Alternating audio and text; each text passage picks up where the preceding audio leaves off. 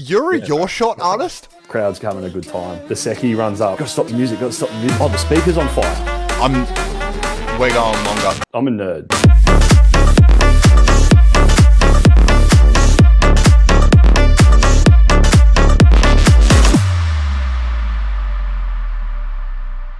Here we go, guys. Sorry, I'm just trying to sign up to fucking Twitch on my phone.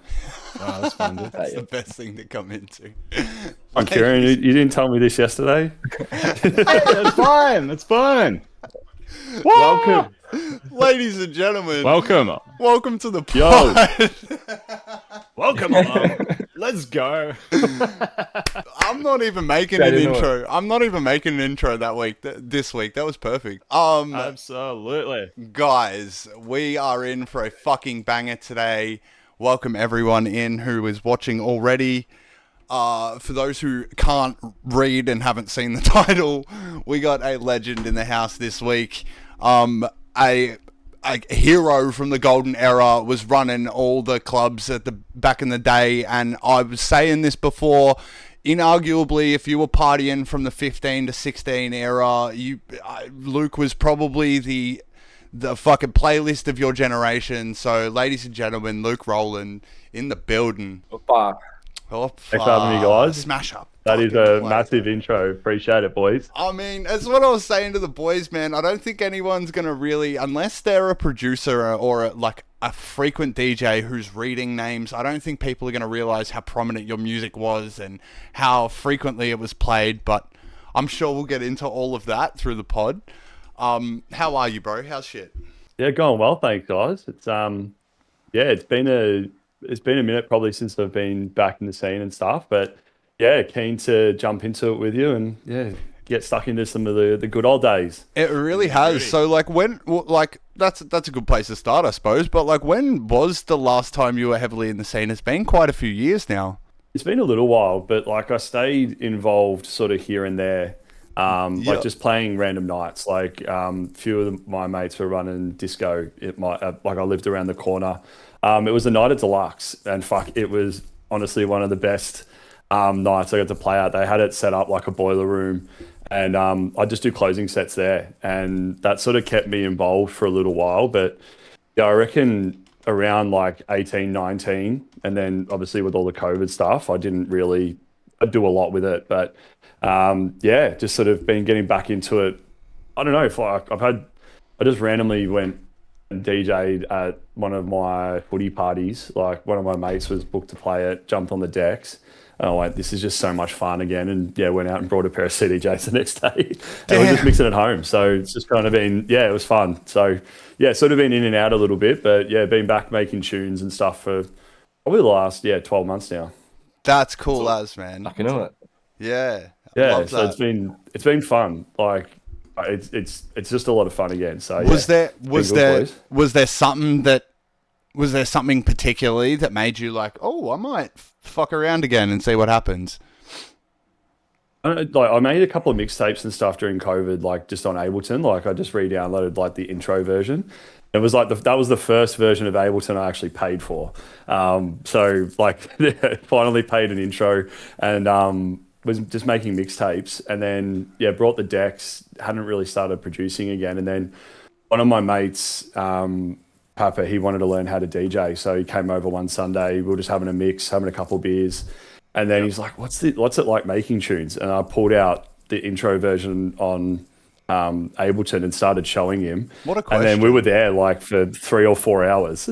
Yeah. And we completely forgot about the decks. And I'm like, all right, now this is fun. I'm back into this. So, that was kind of the step back in. And then, it's kind of been back doing it more regularly since then. I love that. That's cool. Come back, Ben. Yeah. Yeah. We were literally on the decks and then producing it. It was full 8 hours.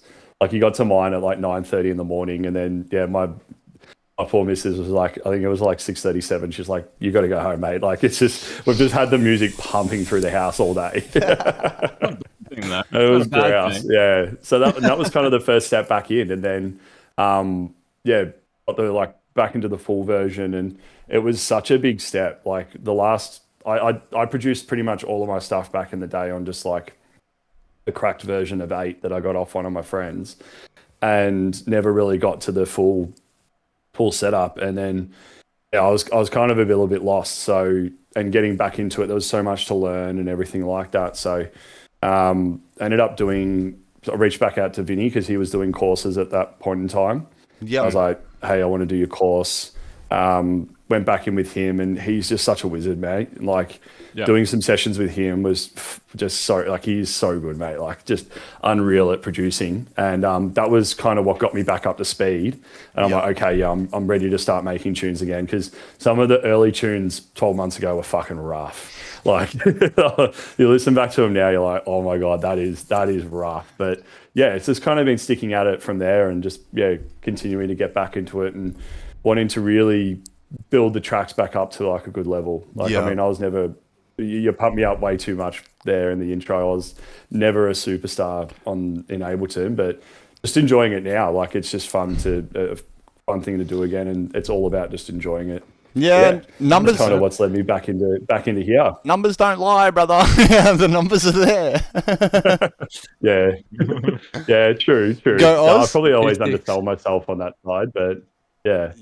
Statistics. Yeah, everyone's always said that, man. I mean, Everyone's always said you're hyping me up, but the tunes are there. And when I said it before in the pre-show little group chat that we have going, I said before you got in, like, I think people underplay how much your music got played out, in that, like, what people now call the golden era will start from like the 14 to sort of 18, 19.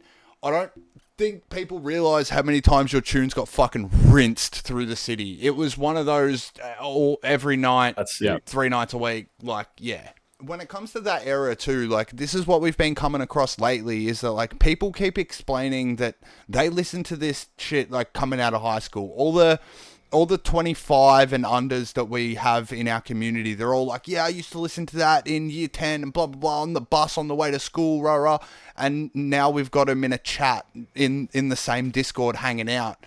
I don't think people realize the impact this music had, like, on a grander scale. This shit was like grabbing teenagers' attention like rock did back in the 80s type shit. Like, and now it's all happening with these type of like artists, like underground, I guess you'd still say.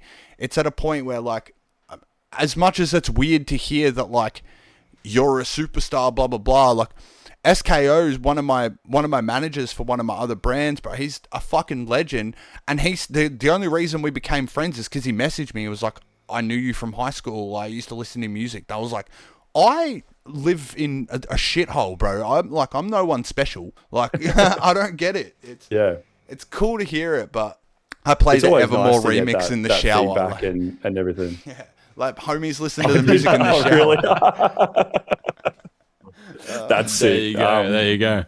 Yeah, it's actually funny because even, like, I work in finance, and I've had clients where you meet one partner, and there was one, actually, this happened with a client not long ago. They were in the car, and their partner played one of my tracks in the car, and he's turned and he goes, you realize this is our mortgage broker? Like, it's no shit. Yeah, and that's me. So yeah, it's pretty cool, like, the connections and sort of how the reach and stuff like that. And I think sometimes you lose track of it just sitting here, like, sort of in your room making tunes going, I wonder if anyone will actually ever like this. And you just put it out there and see what happens. So yeah, and it's pretty cool. You can have some good experiences off it, that's for sure. Absolutely.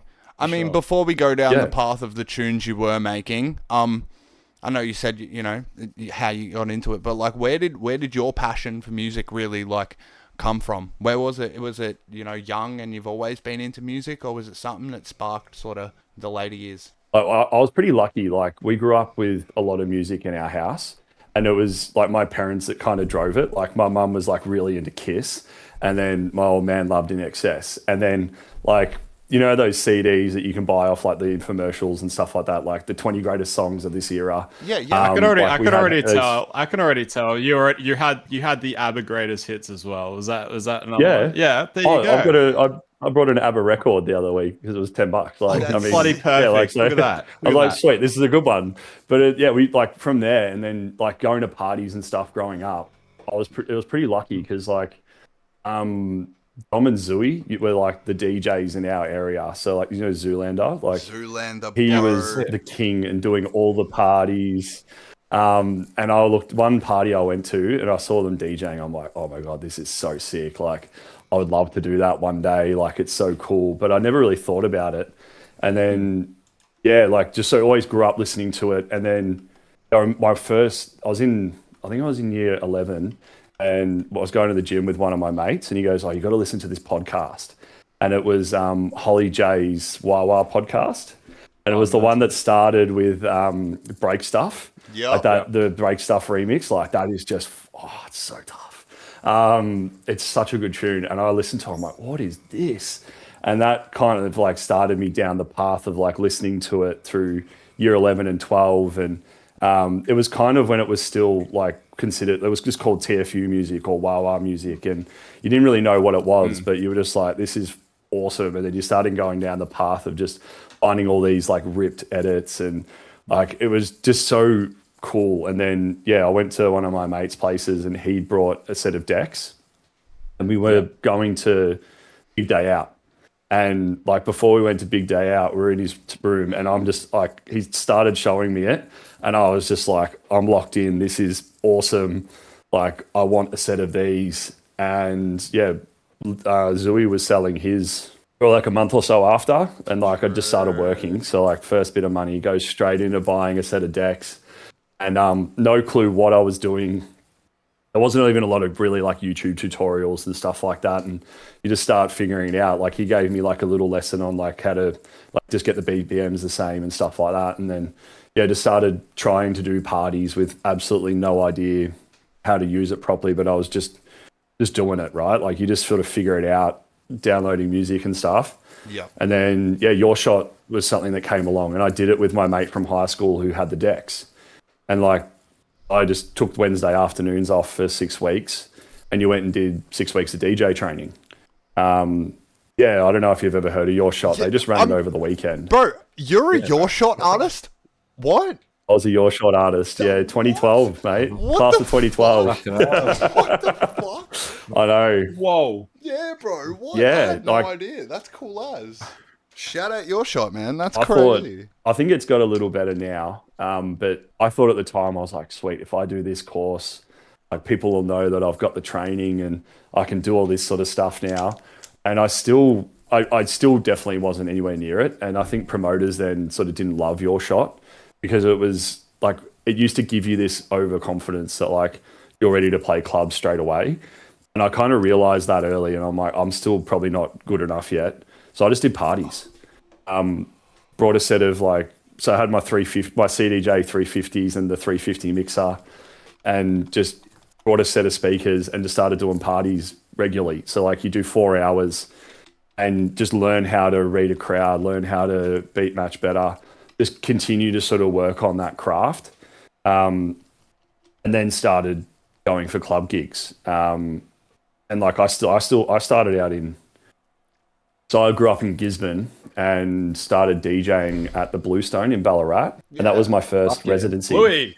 Yeah. Shout out to the Bluey. I had some fucking good times there.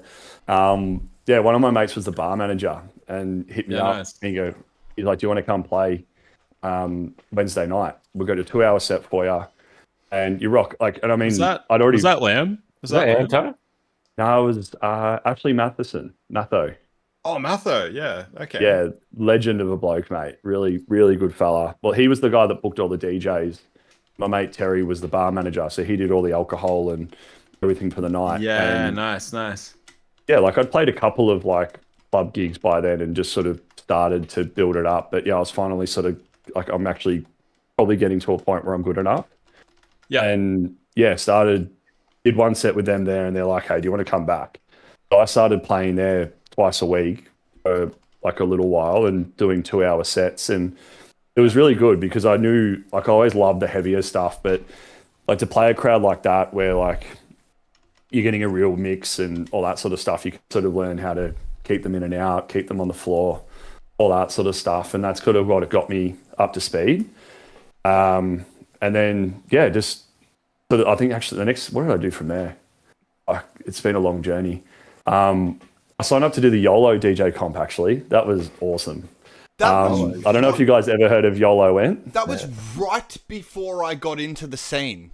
I remember seeing that on Facebook and being like, what is this stuff? What is this? What is this? And then as I got in the scene, people were talking about it. I was like, oh, I remember. Yeah. That's crazy. Yeah.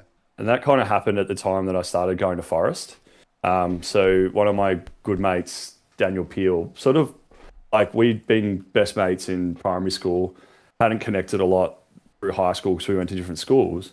He hit me up one night and he goes, oh, hey man, I'm going to this new nightclub called Hidden Forest.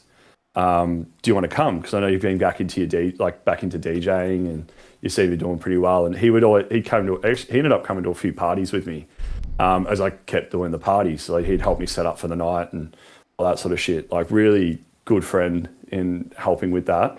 And yeah, I went down, caught the bus that was running from Sunbury and ended up staying there all night. And we caught the first train back to Gisborne at bloody 8 o'clock in the morning. Like just so young and just like, we just had so much fun, but there was no way to really get home. Like when the bus wanted to leave, we're like, nah, we're staying.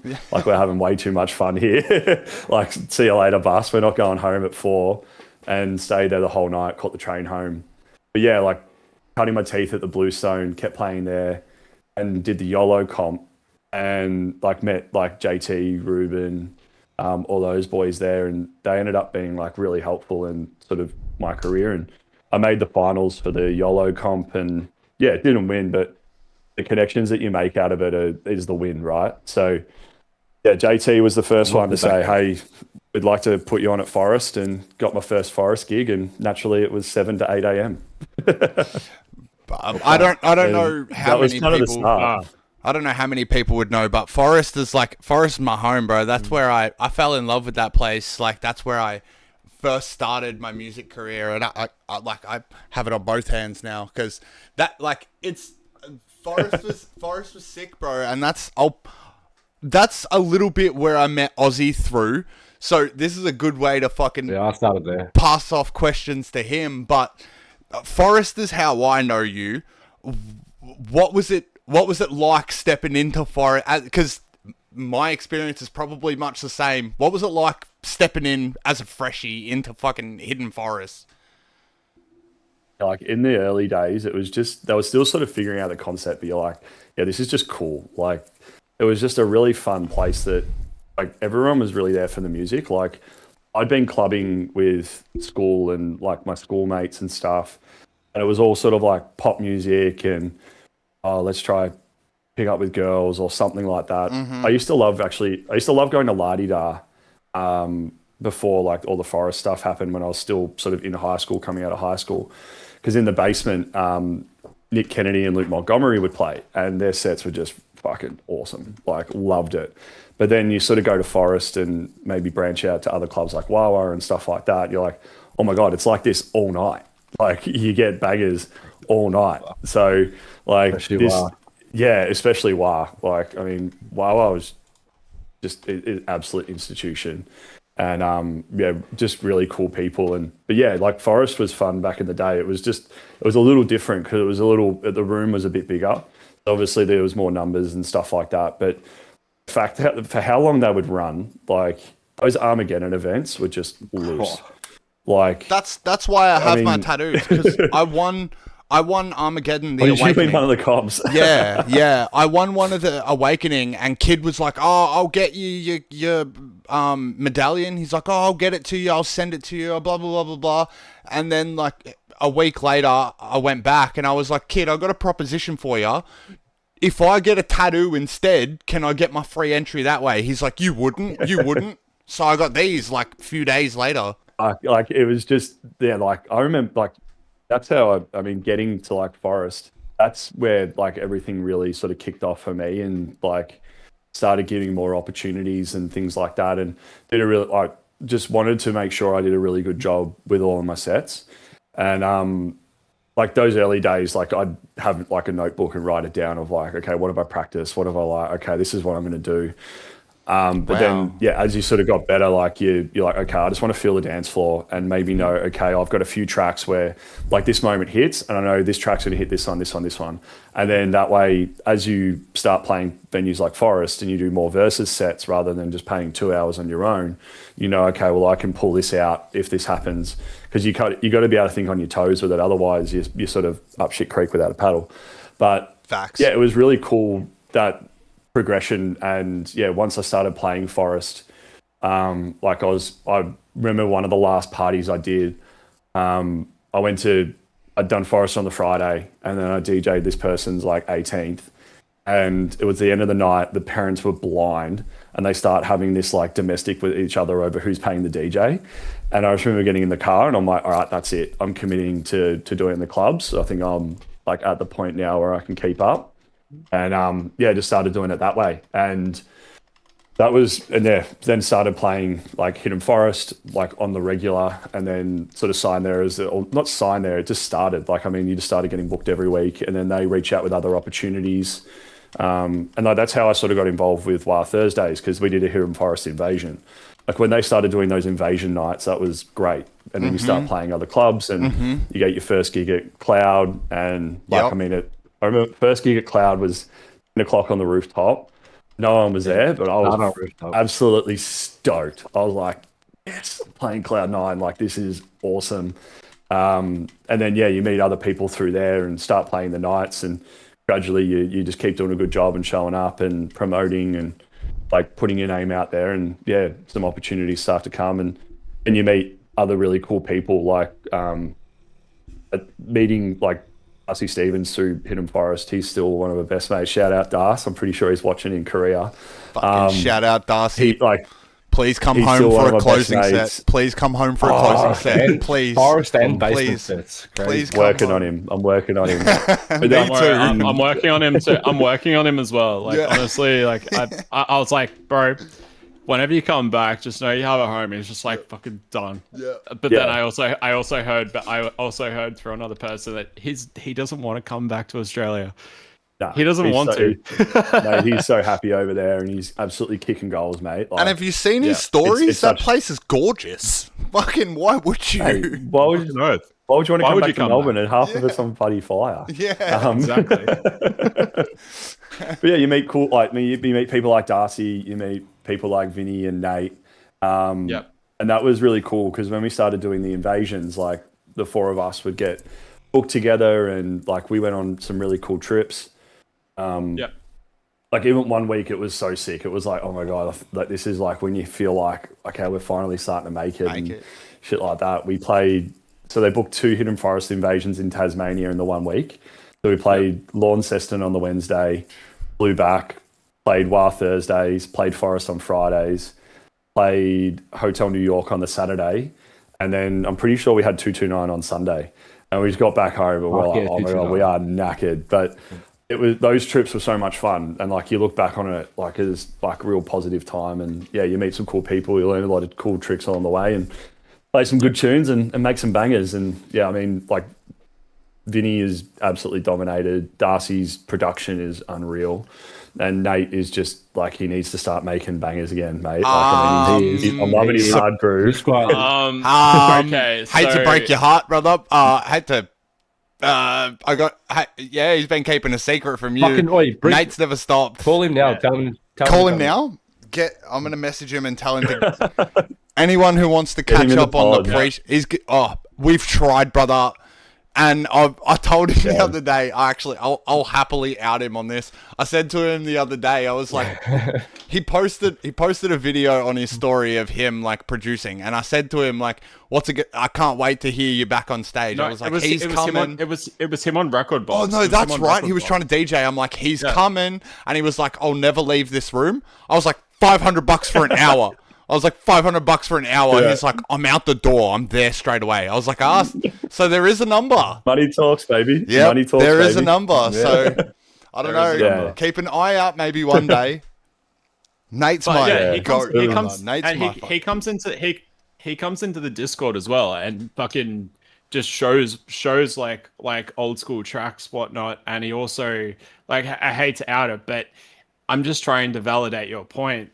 he's not. Yeah. He's not actually. He hasn't stopped. He's produced this whole entire time, and Well, he fucking loves it.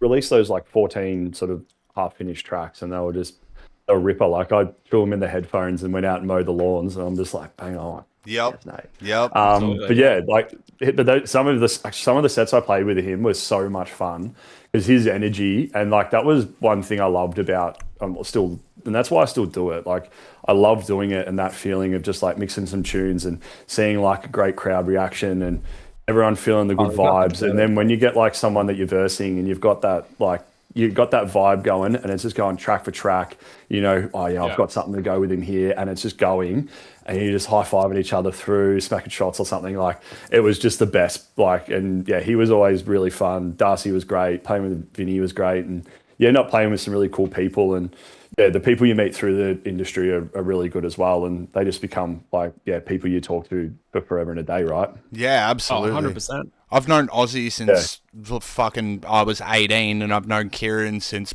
probably about the same time. So like, I've met people in a nightclub in the middle of a mosh pit, or our version of a mosh pit, the middle of a dance floor, loud as fuck, and I've made friends that have come to my wedding, been a part of my life for the last 10, 11 years, like lifelong friends just out of the doof, basically. So, and that's, I mean, I actually did. One of my mates I met at Forest, we would hang out a lot. He lived in Frankston and I was in Essendon, and he messaged me recently for one of his mates' Bucks parties. I've declined every wedding that has asked me to DJ, but I said yes instantly to the Bucks party. That was fucking great fun. Bucks parties are a completely different level, bro. Yeah, always take up Bucks parties. Holy shit! Always say yes to a Bucks party. That's the key takeaway from today. Yeah, but it's pretty cool to see it like coming back and everyone enjoying the vibes and stuff again. And because the music's so good, and I think we're starting to see like some people making it again, which is fun. Like I think we probably it all maybe slowed down, or it was just left to a couple of people to keep flying the flag. I mean, like Dion kept producing, Vinny's kept making tunes, all that sort of stuff. So, but it's good to see everyone coming back and actually making new tracks, because I mean, the nostalgia is great, but we can't just keep recycling. I mean, granted, like, I mean, some of the TikToks I make are like remembering the old tunes, but like, got to make way for some of the new stuff as well. Like something that, you know, I've been working on is I've been working on like a new sound to completely like to kind of like, you know, give way to the old sound but bringing in something new. And that's something that a lot of people don't understand yet, is everybody is kind of riding this wave of, you know, the nostalgia, and they're just making these old bangers, whatnot, but they're not integrating anything new yet. Like the thing is, you know, when it was, you know, getting more new, all they were doing was just jamming other genres in and creating something from that. Yep. People need to start doing that again, find where it kind of left off, and then start pushing again, or just doing something completely different from the old like 2012 sound. Like we can't run back that 2012 sound again. Yeah. We can't do that. We need something completely different to be able to mask it and give you something different. That was Psytrance take over for a bit. Psytrance did, yeah. Came out. That's always had a place, though. I wouldn't say Psytrance. I was like, it was more like Psy Minimal. Yeah, like Mandragora had a big part in that too. Like I saw in one of the videos that Luke sent me was him playing his fucking Wild Wild West remix. Like that was fucking sick. God, remember that? Went a bit faster. Bro, remember? That was one of Darcy's signatures. 2015, 16, bro. That song was that song is iconic. What the fuck? And I Want to Love Ya. I Want to Love Ya. That one was pumped. Before I 20. Anyone remember Coming Soon at Forest? Bro, that was that was for an Armageddon, was it not? Yeah, that was an Armageddon. That was like Armageddon 3 or 4. Awakening? No, that wasn't the year that was the year that I won, I reckon. Coming Soon. It might have been. Coming Soon, I was there. I remember seeing it. I think I did 2 or 3 Armageddons, maybe 2. I did 2 and then 1 at RMH. I did the one at RMH, but I didn't stay all night. Yeah, probably. I got bullied. I got bullied for wearing a fedora and I left early. Oh, that's always a bit harsh. No one should be bullied at a night out. It's all about having fun. I looked crazy, I think though. I mean, and that was part of the fun. Like, so, like, obviously, I played a lot of recovery sets and shit, and it was really good to like push you because everyone, like, I probably never really got into like that main room bounce and all that sort of stuff, which is like, and it probably that's why it suited me, like that I kept getting booked for recovery. But the best part about recovery was you could throw something different in. Is like if everyone's been there for like 6 or 7 hours already, and you just play normal minimal or normal Melbourne that's been blasted all night for the whole set, it's going to get a bit stale. And that was probably like Darcy was fantastic in like pushing me with that also. Oh yeah, FTS. Ooh, yeah. Like I loved dropping like Hardbeat Market was always one of mine for like early sets. But then like I remember I closed right in my dead mouse era. I closed Forest with Strobe. And I don't think anyone had sort of tried that before, and it just went absolutely went off really well. But you could drop like FTS, you could drop some Blastoise, like his Green Stuff remix. I don't know if anyone's listening to that, but I can tune. Hentai by Cyril will always be like that's Forest closing to me. That will always, every time I hear that song, it's the first thing I think of. Hentai by Cyril, that was iconic Forest closing. PhD. That's why Cloud Basement was good too, because you could actually just go in whatever you wanted. Art style, side pants. Described by Angry Core. Oh, yeah, stop. Described by Angry Core. Like I had this really heavy. It was Ridvan remix of the Salmon Dance. Like that one always went really well. Fucking hell, we were just talking about this like yesterday or the day before. One of our homies, part of the fucking crew, shout out NMD, he's just fucking made a slung remix of the Salmon Dance, and it goes off. It's offbeat. Yeah, it's a mad acapella. Yeah, it's a fucking more tune. of that for sure. And that was the cool part about playing recovery. Like you could try so many different things, and like that video propped up the other week of Darcy and I closing Cloud that night, and they turned the lights on probably like 10 minutes in, and we ended up playing the full hour plus a little bit extra, and no one was leaving. And like that video is sick, but we didn't take a lot of videos back then because it was just like we were so in the moment. We were talking about this the other week. Like he messaged me, he goes, "Fuck, I wish we had taken more videos back in the day." But I'm like, well, I think we were just having fun. Yep. And that was part of it. Like, and it was sick. And then we could take that sort of stuff with us when we went like out to country towns and stuff like that. And actually, that's actually one night I was playing at this club called Casbah. I think it's in Cobram or something. And the Seki runs up halfway through the set. Like I've just ripped an absolute belter, and the crowd's having a good time. And he's like, "You got to stop the music. Got to stop the music." I'm like, "What?" I've flicked the channel down. I'm like, "Why?" And he goes, "Oh, the speaker's on fire. The speaker's on fire. We've got to get rid of the speaker." I'm like, "Well, just fucking just unplug it, and I'm going to keep going." And I just threw the mixer back up, and he's literally carrying out this speaker, and it's just on fire. But yeah, it's just anyway. I'm sorry, but Melbourne just made me sound think is of the that, one, brother. I can't think. It's the one. And Coco, clip that, please. Yeah. literally just like the next they put a photo on Facebook of this speaker burning outside in the smokers, and they just let it burn. And I just reposted it. I'm like, "Oh, what happens when Luke Rowland plays country towns?" Wow. But yeah, it was funny as fuck. That's they call it smokers for a reason, I guess. Correct, but I didn't realize they were going to be burning the speakers. But the Seki's like, "You got to stop the night." I'm like, "Well, you fucking deal with the speaker, mate. I'm going to keep going here." That's fucking awesome. Especially in Cobram, bro. That's a mission. Yeah. Yeah, it was a mish. Was that at the bottom pub? I don't know. Cobram, that's in New South Wales, isn't it? Yeah, no, it's on the border because I used to play at a place called the Bottom Pub, and they used to run like Melbourne nights there. It used to get fucking packed. I used to play there before it closed. Cherry Bomb, it was apparently. Cherry Bomb. Cherry Bomb. I was gonna say, yeah, I was gonna say that remember, before too, but shout out Dreammakers. You've been going there a fair bit, eh? Shout out Dreammakers, Brenny. Shout out all the boys over there doing cool shit. I'm sure we should swing by there soon. Pop in. Yeah, the three of us, bro. pop Fucking in. oath. But yeah, you've been going there a bunch, and making tunes and shit. That's a good spot, Yeah. man. A good spot. It's been really good for me in terms of just like I book 2 hours a week. So I'd pay a monthly fee. And yeah, shout out to Brendan and Joel. They're absolute legends. That's Vinny was doing the course there, and then that's how I started going and got chatting to the guys and booked a couple of sessions. And then now they do like a monthly subscription thing. So I just do that. So it's 8 hours in the month that I go there and like turn the phone off. I mean, like, except for when I make content, and you just produce, and you're left in the room by yourself. No one's going turn the music down. I mean, I actually got a message last Sunday from my neighbor. She replied to one of my TikToks and she's like, "Oh my God, I could feel that through the wall." I was just in the zone and I had it absolutely cranked on a Sunday afternoon. But yeah, they've been really good, mate. And it's just a good option. Like you carve out your time in the week, you go in, see the lads. Yep. There's generally always someone kicking around, but they've also just done a DJ room. So I think that's the one that Vinny runs, right?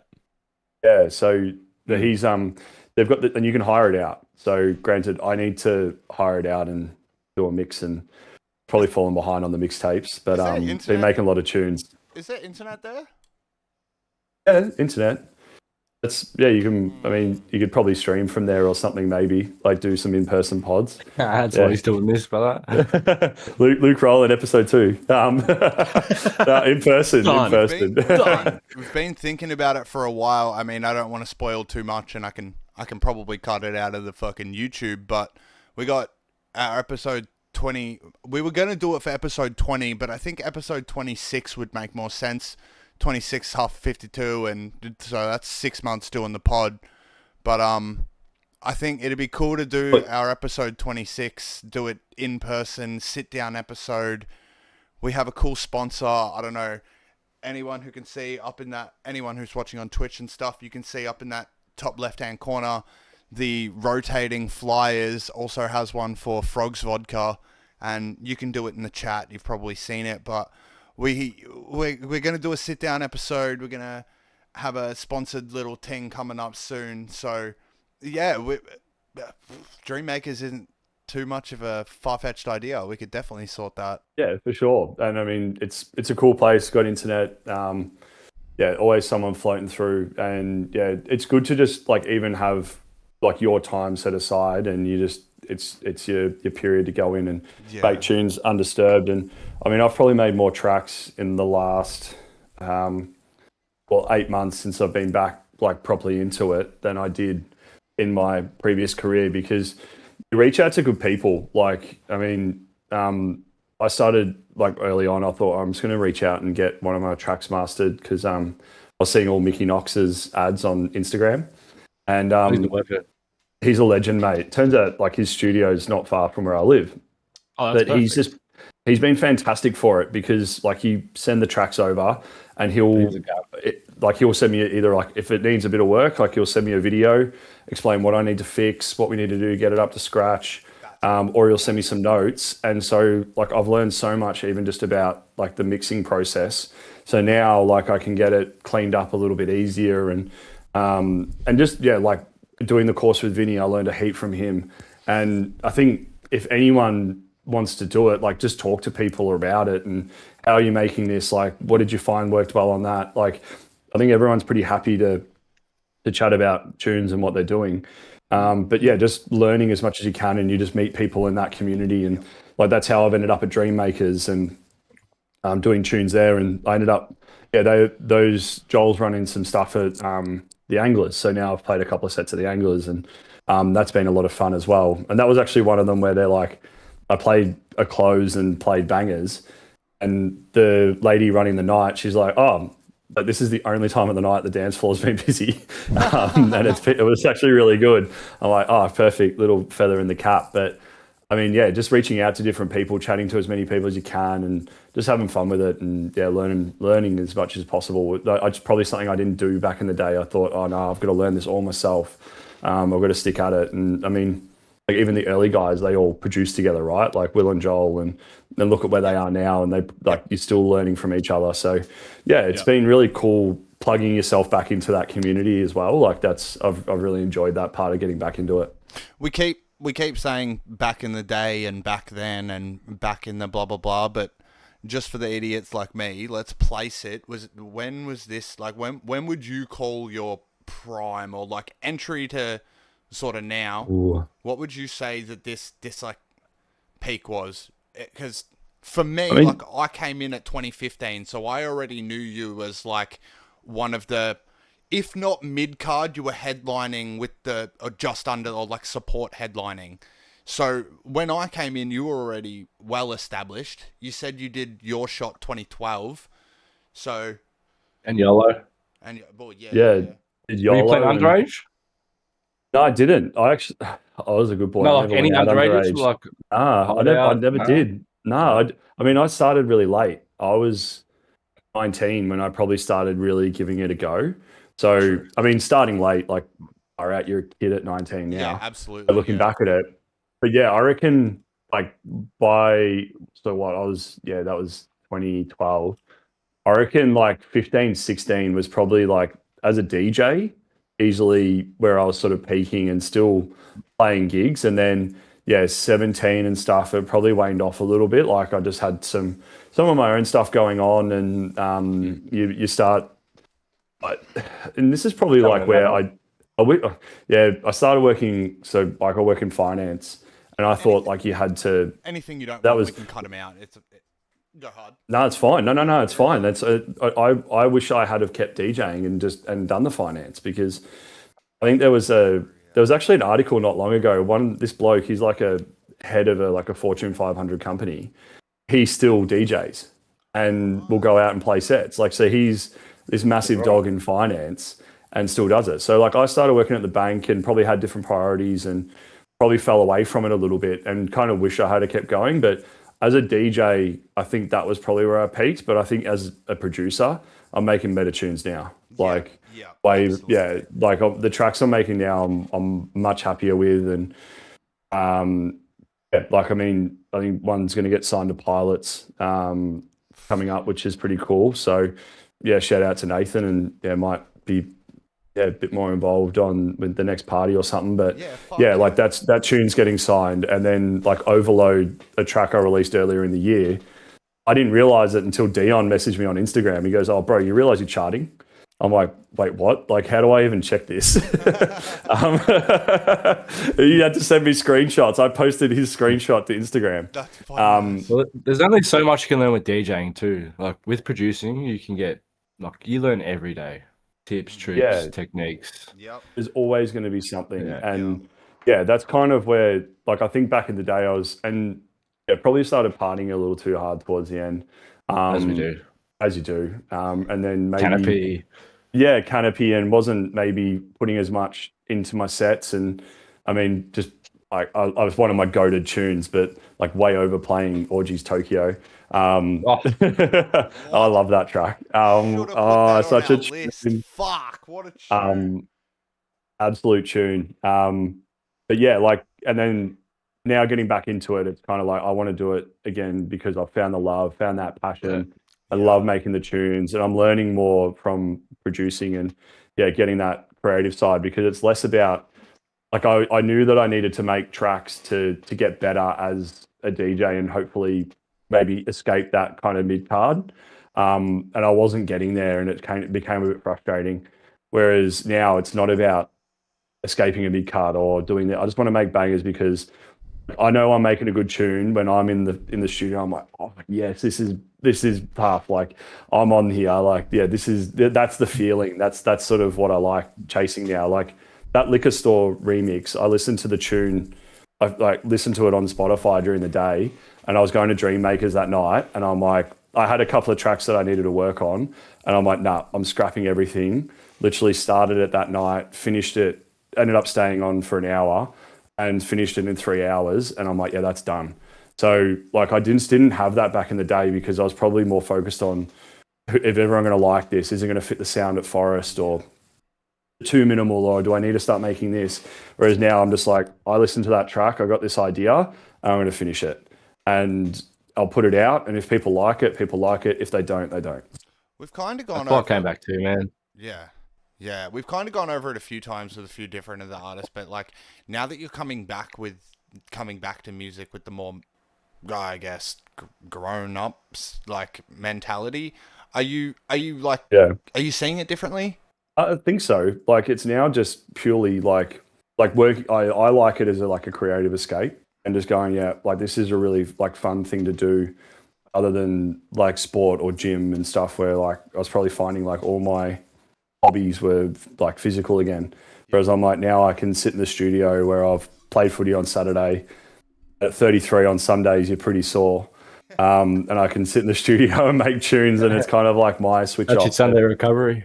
Yeah, that's my Sunday recovery now. It used to be 229, whereas now it's making tunes or hanging out at home, and I think you drinking tea or maybe a Guinness, but even better. We'll have a beer. But yeah, I think you come back to it now, and it's less about worrying about. And granted, like I don't think you're probably like you look back at your dealings with everyone over the years, you're like, yeah, there's probably maybe one or two people I might have been a bit of a prick to, but generally I didn't really love the scene in like the competition between clubs, or like you'd see people having beef on Facebook and it's just rolling in the comments and stuff like that. I'm like, this is all meant to be fun. Yeah, like this is meant to be fun. Yeah, like, I copped a lot of that, bro. Really? Yeah. And just for what we played in that back in the day, especially WA. Yeah. What were you playing? Oh, just like heavy minimal and stuff, but yeah, it was kind of dying out then when techno was coming in. Yeah. And it went through all its iterations, and that was probably something I learned. Like when I started like really wanting to hammer minimal at Forest, it was all like rec set, early dwab core. All the terror shit, bro. All the terror stuff. Yeah. And yeah, it definitely had its time. Minimal, like heavy. Oh yeah, comma, some tunes. But like, yeah, I think it was always hard because the nights wanted to evolve and people wanted a different sound. And I suppose that was probably the good part with playing recovery. But like playing, like if I was playing 12 to 1 at WA Thursdays, it'd be a much different set to 6 to 7 a.m. at Forest.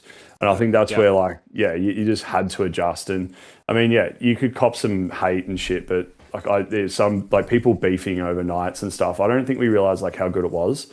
Like there was definitely a point where like while I was running a Tuesday night, I remember going to see Will Sparks at my local bar at Bloody Deluxe, and he packed it out like on a Wednesday night. Like you're thinking now, like Will Sparks playing a Wednesday night in Moonee Ponds, like you could literally have a Melbourne night Tuesday through to Sunday, and everyone was eating, but we still had beef.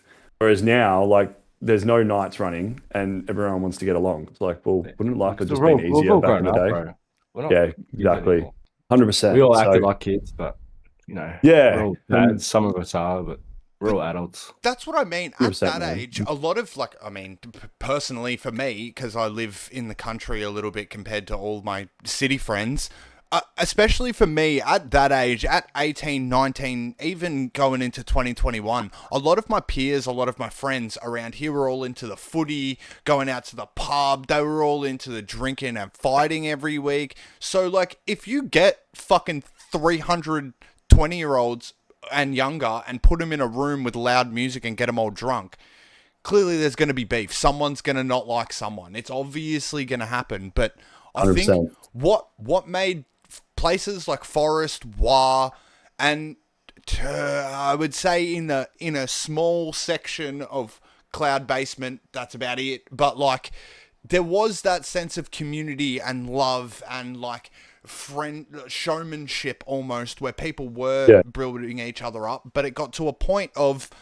followers became more important than loyalty, and like views on your song became more important than the sound you were playing live. And I think that was the initial start of the death of Melbourne. Fuck all like the experimentation, especially once labels started coming in. Yep, labels too, and the whole club war that we've spoken about 1 billion times on this platform. But if you play at WA Thursdays, you can't play at Forest on the Friday because you can't do this, this, and this. And if you play at Forest on a Sunday, then you can't play at fucking Anonymous on a Sunday. It was like, well, that's not fair. We're just trying to fucking have fun. See, but you were allowed to play Cloud and then play WAS Saturdays because it was a different crew. Exactly. Yeah, exactly. Different crews. And I mean, like I can also understand it from a business perspective. Like Alex and Benny from Hidden Forest did so much for us. So like for them to go, hey, you boys, we'll book you for all these forest invasions. Like we'll book you Geelong, we'll book your schoolies. Like that clip you posted tonight, Kieran, that was at schoolies. I think it was like 2016. They booked us everywhere. They booked flights. They organised it all. And like it came down to like, look, we just want you to play at Forest on Fridays. And I'm like, well, that makes sense, right? And that's completely fair. Yeah. But I didn't love it if like people would go, oh, well, we're going to book you here one off and then you can't play anywhere else. It's like, well, everyone's got to eat at some point. But yeah, like I can see it from both sides, but that's where I didn't mind it because Forest really looked after us. Yep. And like even like with the Forest reunion, like that was great to be back as well. And like Alex, when like he runs a massive company now and he went right out of his way to put on this really good night. And I was meant to be going away the next day. And I was like, all right, I'm going to go for my set. I'm going to hang around for an hour and then I'm going to leave. I reckon I left like 4 or 5 hours later. Like it was just so good to run into everyone and like see everyone DJing and like having fun again and just like experiencing that feeling because we gave Forest a lot of loyalty, but they gave us a lot back as well. So they really looked after us. And like, some of the funnest sets and even like the funnest stories, like when we played schoolies, we stayed in, I honestly reckon they booked us at like some really dodgy fucking brothel, like the hotel. Like we had this house, but this lady had like camper beds set up everywhere, like sheets in between. And me, Darcy and Nate and stuff were just sitting there like, what? And so like you ended up in some odd places. Like, I mean, when you DJ'd at Hotel New York in Tassie, like we played that a few times for Forest Invasions, like they loved us. But we would stay above a nightclub. So like you'd go to bed and you're lying there and all you're gonna hear and you're like, oh shit, I'm not gonna sleep. And then you'd flight home on Sundays at 10 o'clock. Yeah, where Ozzy and I really connected was exactly that. It was a pub with the club that was you'd sleep above it. And Tabs. Some of those, shout out Tabs. Some of those nights, 4A for Ray. You get ratted because you knew you were staying a staircase away, so you could crawl literally to your bed and it didn't matter. So you just write yourself off and then try and play in the deck and then just go to bed. And the whole fucking floor's shaking. You can see the walls. Like the fucking lock on the door is like that happened a few times. Oh, it was so funny one night at Hotel New York. Yeah. Sorry, bro. Oh, just a pub in Montague. Yeah. I never got to go there. But I remember one night at Hotel New York, poor Darcy tried to go to bed early. And Ali is just at his window, just, hey, Darcy, wake up, for like 2 hours, just wouldn't let him sleep. And we're just outside, like, we're like, well, fuck, there's no point going to bed. You can just still hear the club, like, and this is only at 2. Yeah. And they're like, and he, poor blokes tried to go to bed, and we're just not letting him sleep. And he wasn't a happy camper the next day. But I mean, it's funny, like, you have all these sets, but they're like the things that you remember, like the trips away with the boys and having a laugh and all that crap. So yeah, it's all about experience and fun. Absolutely. We're going longer. I know these two. Yeah, go for it. These two nerds. Yeah, no, we need to go longer. This is too good. These two nerds always like to dip into the same shit every week. So we are going to start off with the production stuff, and I'll steal Ozzy's usual first question, and then I'll sit back because I'm not a producer. I'm a DJ. I've always said that I'm better at one than the other, but usually Ozzy starts with, what do you use, Ableton or FL? Ableton for sure. Was there anything other than Ableton, or was it just straight flat? I think I used this program called Audacity initially. I think that was because I mean, granted, like everyone fucked around at school on GarageBand, right? Like when you're meant to be working your own GarageBand, going, oh, I can do this or this, that. But yeah, my first sort of try at a DAW was Audacity because the decks that I had, you couldn't record. So I just reversed the audio aux input on my laptop, and ran it into Audacity, and then you could try clean it up and start mucking around from there. But yeah, my first real step into, okay, I'm going to try make a track was Ableton. Ableton 8, you said? Ableton 8, yeah. Cracked. Yep. Amazing. Cracked. A guy I met, he's like, I'm like, I should get into this production stuff. He goes, I've got it. Just come over. And he just hooked up my laptop, gave me Ableton and Silent. And that was pretty much what got me going for the first like 4 or 5 tracks. Wow. Straight to Silent. And then all crazy. Ableton stock plugins. Did you like what? All right, so you didn't use any other externals. No. Wow. That's so cool. And just sample packs. Yeah. That's so cool. So sample packs, stocks, and Silent, and that's it. You didn't use anything else. No, because I did some like real early lessons with Reese Lowe. He was doing production lessons at that point. So I just went over to his house. I fucked up the first week. I rocked up and I'm like, hey man, I'm here for my production lesson. He's like, no bro, it's next week. I'm like, oh fuck. And it was a decent drive because he lived completely different area to me. But ripper fella. But yeah, he just sort of taught you how to reference tracks to get going. And like I think I've still got the notebook from when I went to his house for a couple, like I think I had 2 lessons with him, and then they just got going from there. That's and just sacred, got sample packs. That's sacred, bro. Fucking hold that tight. Holy shit. That's the second time you've brought up notebooks. Were you the type of person that was like, that's cool, I've got to write it down for later? Because I swear I've never heard of anyone taking notes in the industry before. That's really cool. I'm a nerd. So I mean I write everything down. I love that. I have a notebook for work. I have notebooks for, if I'm going to go learn something, I sort of ingrain it by writing it down and making notes and going over it. And yeah, like I did that for study. I did that for like early DJing on like writing down what tracks I liked, working out that from there. Like I think in my Yorkshot set, I played Dean Dell's Nasty Girl. Bro, I thought I was autistic. I've done that my whole life. I thought I was just weird. But it's I'm like, well, if I'm going to go for a lesson, I might as well write it down and try and make sure that I retain it and reference it back. And then, eventually, like, I mean, you learn stuff and you just commit it to memory and go from there. But yeah, I still, anything I go to where I got to learn something, I always have a notebook. I just cleaned my desk, but I literally had a fucking list of tunes here, like, today. I don't know where it is, but I still do that. I thought I was weird, bro. That's crazy. That shows how fucking... That shows that you're not just doing it for like money or fame or nothing like we were talking about at the start. Like this is really a fucking passion for you, yeah. DJ cost me money. So good. DJing's cost me money. I mean, you buy a set of decks and then go down to store DJ Manny's and like you go, I'm just going to get back into it, and then you're just producing on your crappy Sonys, and then now I've got focal speakers and I'm looking at getting a bigger monitor and I think for my neighbours, I'm probably going to have to try soundproof the room. So I mean, it just starts, but it is pure. Spend 100 on Beatport a week. So you're back. Yeah, correct. You're back. It's fucking. No, I want to give it a crack. Yeah. I mean, I probably need to start pushing to play out more and messaging some people, but I've just really enjoyed making the music. And yeah, like I think this time, like I mean, 16 was probably the peak of DJing. Now I want to be.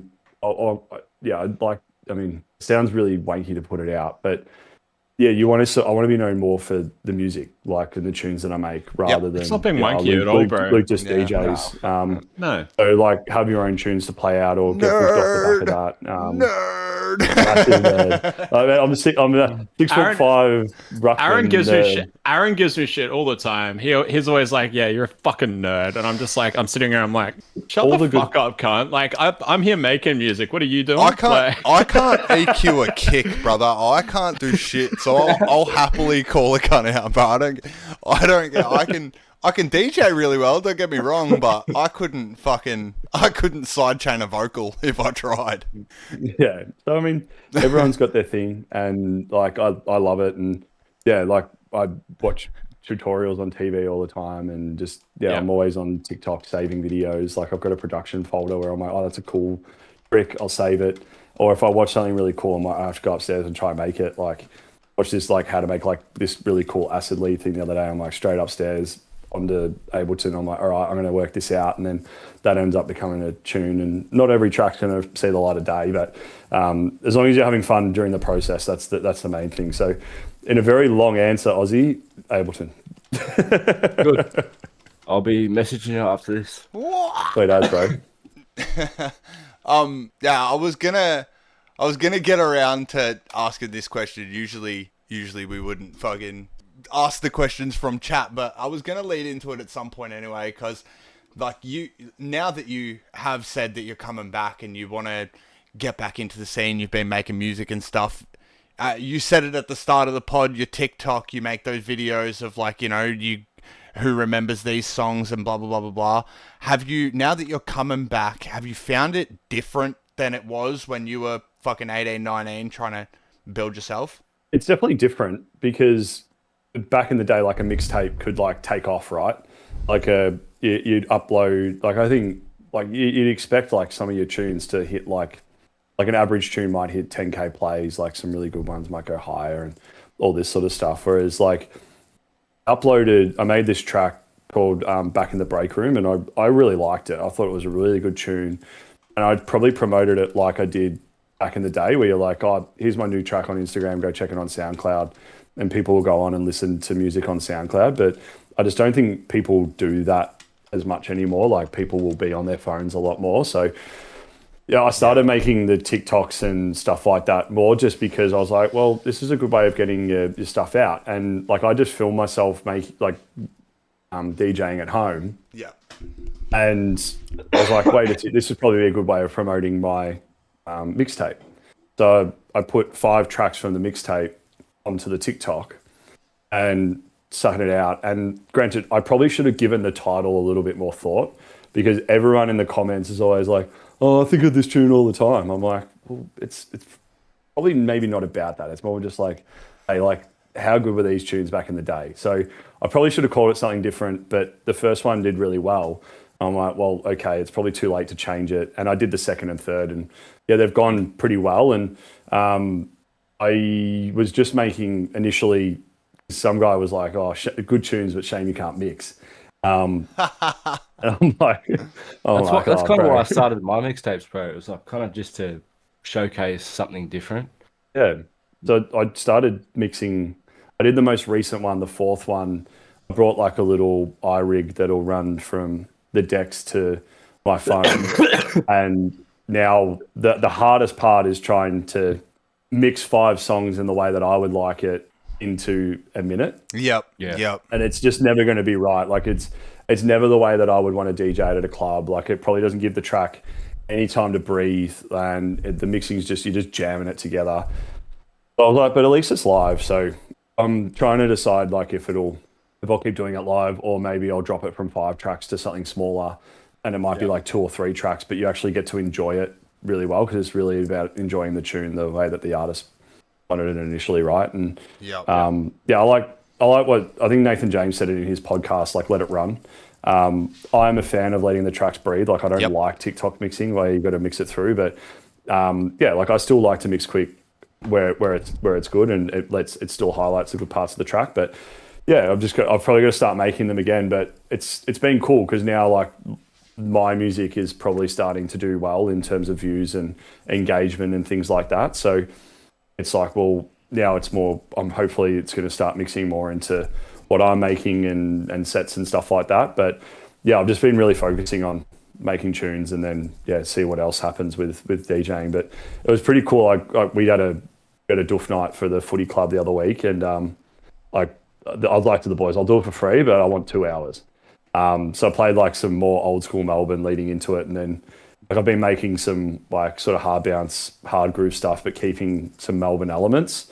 Beautiful. And like remixing some Melbourne tunes, and went into the second half and it went a bit faster and heavier, and dropped in like some of the old cloud stuff. I mean, like dropping Back in Black back in the day, you're like, oh my God, this is like 142 BPM, but now I'm trying to speed it up to like 155 to mix it with all the other stuff. 160's there. Yeah. I kind of I'm like, I cap on making tunes past 160. But then it was actually correct. So like it was cool. Like I got to like Melbourne into like hard bounce Melbourne set, and it went off. And like one of the young boys at the club, like he's like 19, 20. He's like, bro, like I didn't know what to expect from your set, but I didn't expect that. I'm like, yeah, it's heavies only, mate. Like I just want something I can make like good bass face to. But yeah, that's I've sort of maybe lost where I was at in the question, but yeah, that's kind of where I wanted to be coming back. Like, I mean, Corey Dobson's doing really well with that sort of style and promoting his videos and all that sort of stuff. Like he's dominating. Like it was actually because I met him years ago at Sale. It's just like you never know who you're going to meet, right? Sale. But that's where he grew up. That's the Casbah. Sorry, Was that right? He had the Casbah in Sale. That's Terrell. Like he's dominating now with like his TikToks and stuff, and that's where I went. Okay, well now I'm going to start putting myself out there a little bit more with TikToks, and like the TikToks have led to people now going to SoundCloud, and you start seeing people listening to your music again. So that's kind of not everyone's comfortable in front of the camera, but I think you just got to keep putting yourself out there. But granted, I'm good at putting myself out there, but I've been shocking at putting myself out there and like talking to nights and things like that. But it'll happen, and I'm not in a rush these days. Like now, it's more about just doing it the right way rather than rushing it.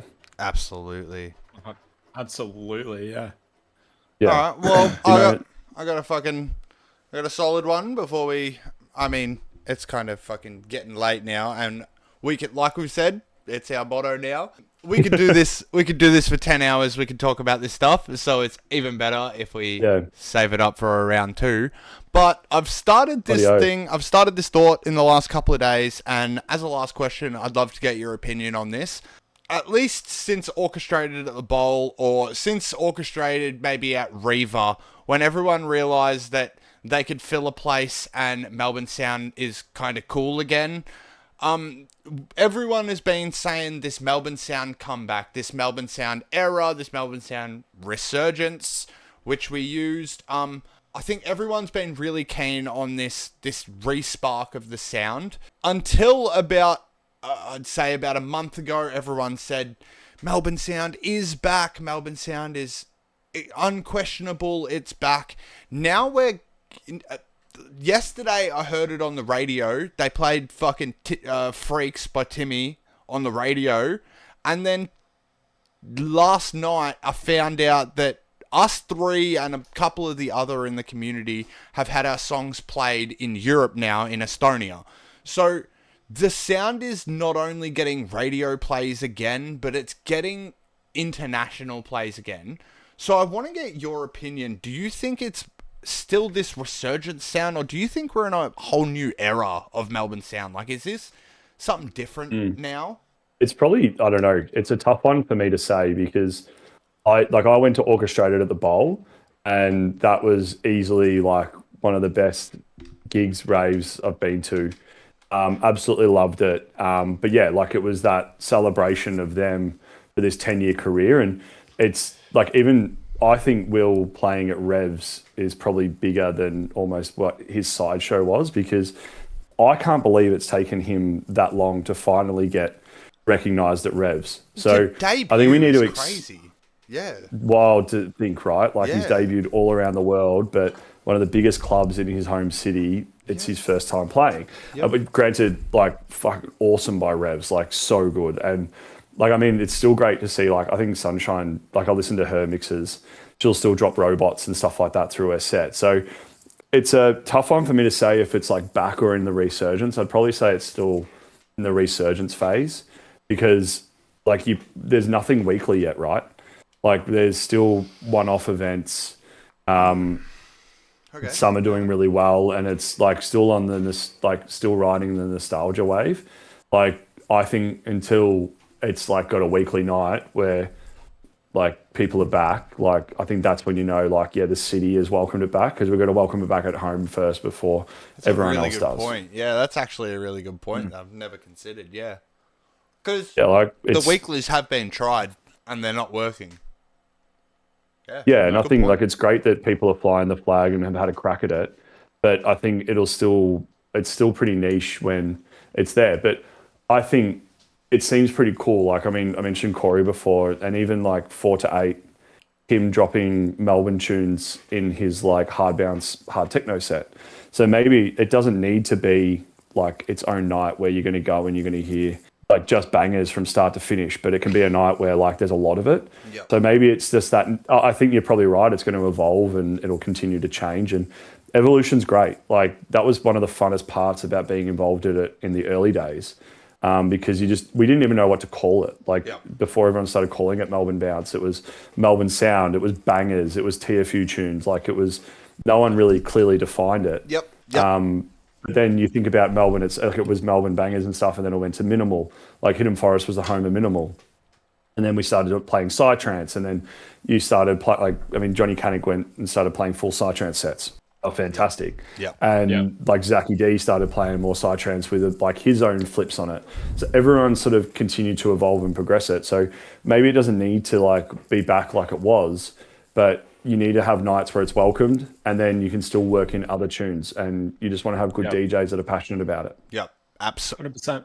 1,000% that having artists that are passionate about it is something that, but I think it also comes with the cost that most of those artists that are really passionate about it, you'll barely see. Yeah. Well, people like Will and Timmy who are touring the world, but even as they're bigger than the local DJ now, man. But then I'm talking about like passionate DJs now. Yeah, but then you boil it down to even people like the Nickelodeons and stuff, and the like Amir now living in Indo as often as he can, and Darcy we've spoken about 1,000 times. Come home, Darcy. That's a hashtag now. Like that's something that on butter knife. Yeah, bring him home. Give me a closing set.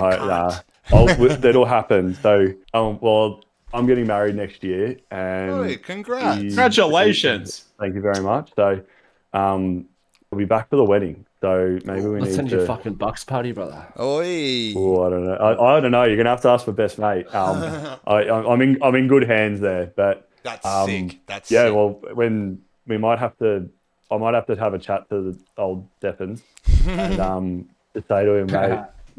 If you're in the country, let's see if we can book some gigs. But I mean, that'd be great. Like him and I had so much fun back in the day, and then I'll save that for part 2.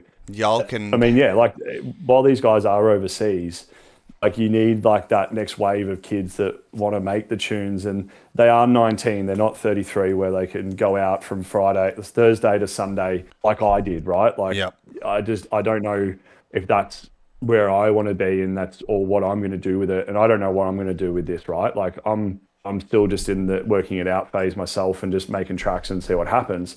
But if you can get these kids like a platform where they can go out and they can cut their teeth, and it's not once a month, it's once a week, where they can play the 10 o'clock set. And also if they're going to be willing to go, hey, I'll play the 10 o'clock set for ages, and so I can't see it. Give me a screenshot. I'll come home, Darcy. Come home, bro. But I had to do it. Yeah. I think I saw this post not long ago where it was like some DJ cracked it because they didn't get paid for like a 10 o'clock set, or they're like, I should be playing more than a 10 o'clock set because I've got this many followers on TikTok. It's like, well, yeah, you've never played a bloody club, mate. Like, go out and cut your teeth, pay your dues. Maybe that's what. So many sets where like you're playing for. Well, we've lost Oz.